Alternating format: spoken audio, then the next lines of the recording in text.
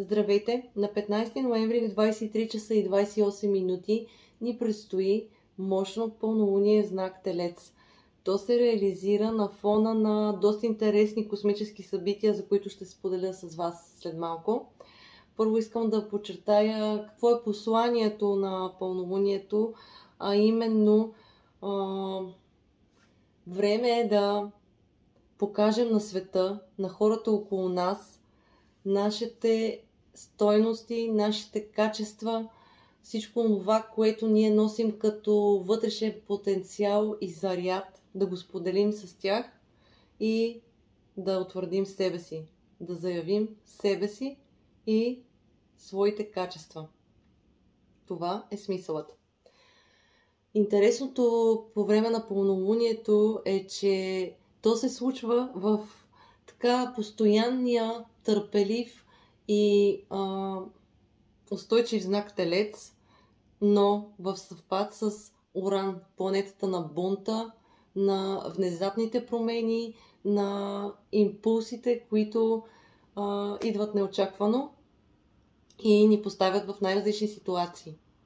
Тоест, по всяка вероятност, пълнолунието няма да бъде типичното за знака, а ще бъде заредено с най-различни неочаквани събития и емоции, така да се каже.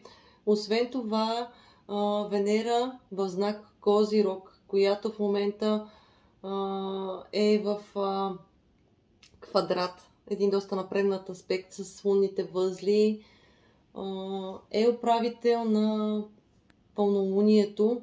Това допълнително подчертава предстоящите изненади, които ще се разгръщат следващите няколко седмици. Важното е на фона на случващи се внезапни и събития, и дейности около нас, да не изпадаме в ситуация, в която си задаваме въпроса защо се случва на нас. Не трябва да правим това.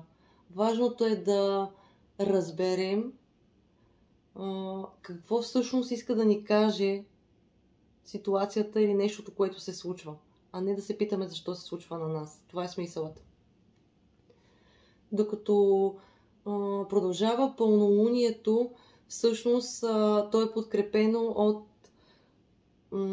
Плутон в Козирог, който в момента извървява последните си минути.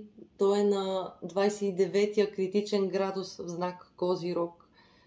И той всъщност е в тригон с Луната и Уран, което допълнително говори, че ще се наложи да преживеем по-дълбока трансформация, която да ни помогне да оставим зад гърба си всички стари и ненужни модели, които не работят за нас, и да започнем да градим нови, които да бъдат в наша полза.